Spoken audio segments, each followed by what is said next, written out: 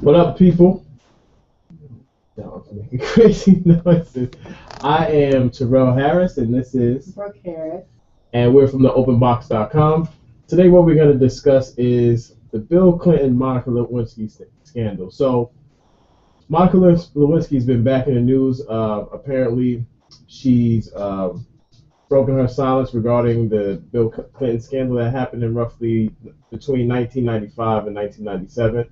And we wanted to take a look at it from the perspective of the power dynamic. I think in looking at all the press and looking at what actually happened to Monica Lewinsky, she's received the brunt of the blame. She's been ridiculed. She's been made fun of, even by Beyonce threw a little shot at her.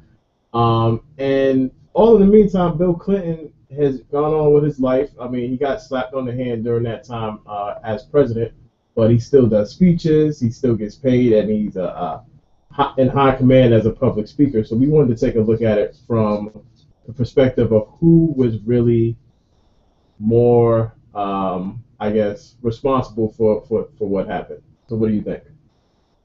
Well, I mean, I think both of them were responsible for what happened. But I think the issue is looking at the consequences of what happened. And if he was able to remain president and, just still be in positions of power in the way that he has. However, for her to get to become the scapegoat for the scandal, for her to have a hard time finding a career after that, I think it. Whoa. Sorry about that. Sorry about that. Just ended. Hi, we're shooting a video. We're going to call you back. Bye. Bye. Sorry about that. So I think that also for her to have a hard time, for her to have a hard time finding a career and in different news outlets, it said that she bounced around from like London to New York to other places, and some of the positions she was offered based on her relationship with Bill Clinton. So, and I think she turned him down because I guess it was kind of seedy, kind of like it wasn't for her and her skill set, but just kind of like for that seedy details of it and to kind of use that for whatever the business is. And so pretty much they wanted to pimp her situation and get recognition or get noticed because they hired Monica Lewinsky. Right, and so she kind of dropped off for a long time until now, but that's not the case for him, which tends to be, I think that tends to happen with women. What was the other incident? Clarence Thomas and Anita Hill. Yeah.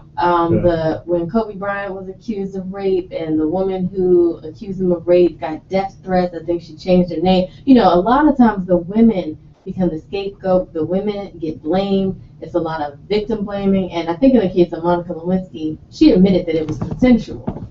But just in general, women are put in that position, which is, I think, really unfair.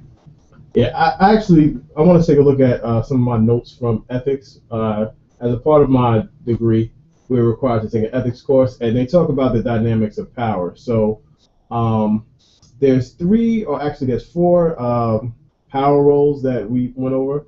One of them is detailed as institutional power, and this is based on the construction of the position, such as the pastor in the pulpit.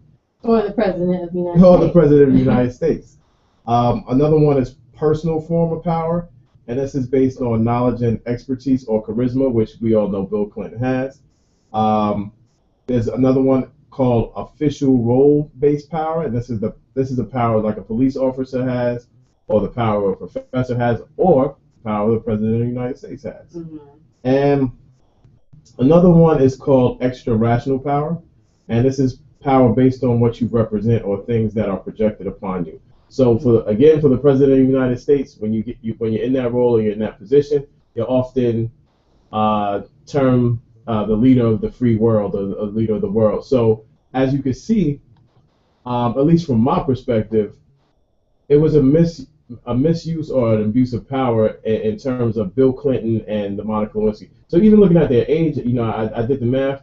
At that point, Monica Lewinsky was 22 and Bill Clinton was 49. Right. So not only is there a crazy age dynamic, but then he's super powerful and super influential. So even with all of that said, even though Monica Lewinsky takes full responsibility for her actions, Bill Clinton totally misused his power as president of the United States. Absolutely. And I think that happens a lot with different people in power. And I think we kind of really have to start looking at how, well, just my own personal thing.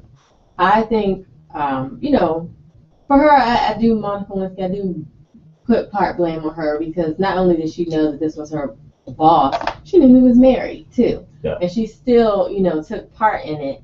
But whatever reason she had. But I think on a larger level, we still need to look at how women are treated when it comes to different scandals, in a sense.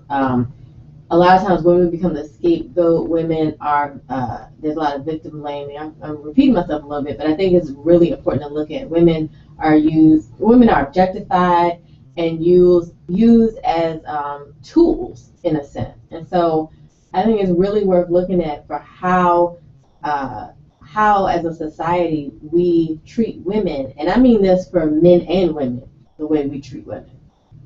Yeah, but even just to throw this in there, a female in high power can take advantage of her power as well, as it relates to a man in a lower position. No, absolutely. Yeah. But when you're looking at higher positions, it's male dominated.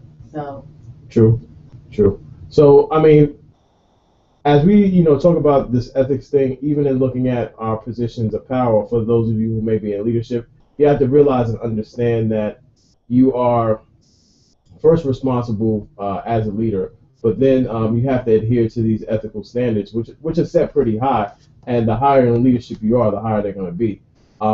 So even though you may find yourself, or there may be some sort of scandalous situation and stuff like that, and sometimes it may not seem fair, when something happens like this, because both of you actually engaged in whatever activity caused this scandal, but the person with the most influence and the most responsibility should take the majority of the blame from my perspective.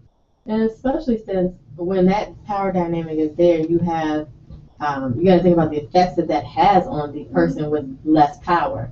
And it has a lot of effects, because even Monica Lewinsky said, she had some suicidal thoughts, but no one really looks at that. No one really cares about that. So I think it's important to just think about the whole thing and not abuse your power. Exactly. In a nutshell.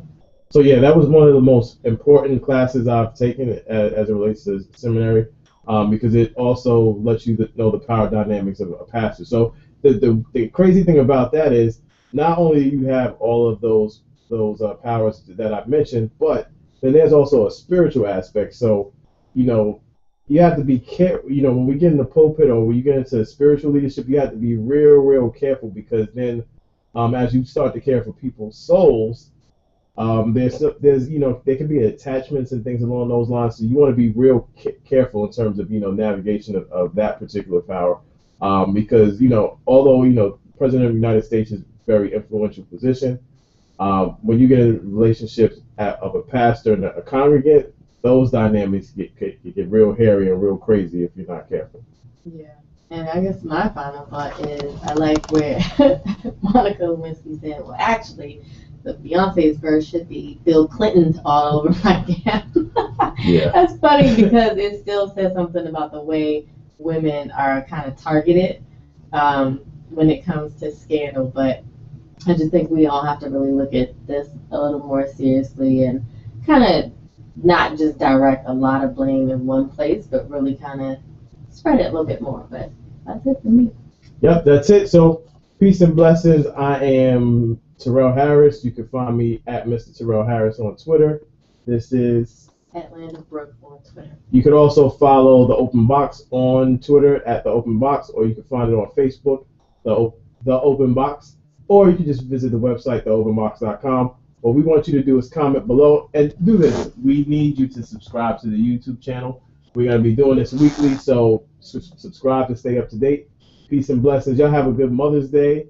And that is it. Oh, the next video we shoot, I will be a graduate of Wesley Theological Seminary. Yeah, it's been a long 4.5 year process. I'm super excited. And that's it. Yeah. Comment below. Let us know what you think too. Have a good one. Peace. Bye.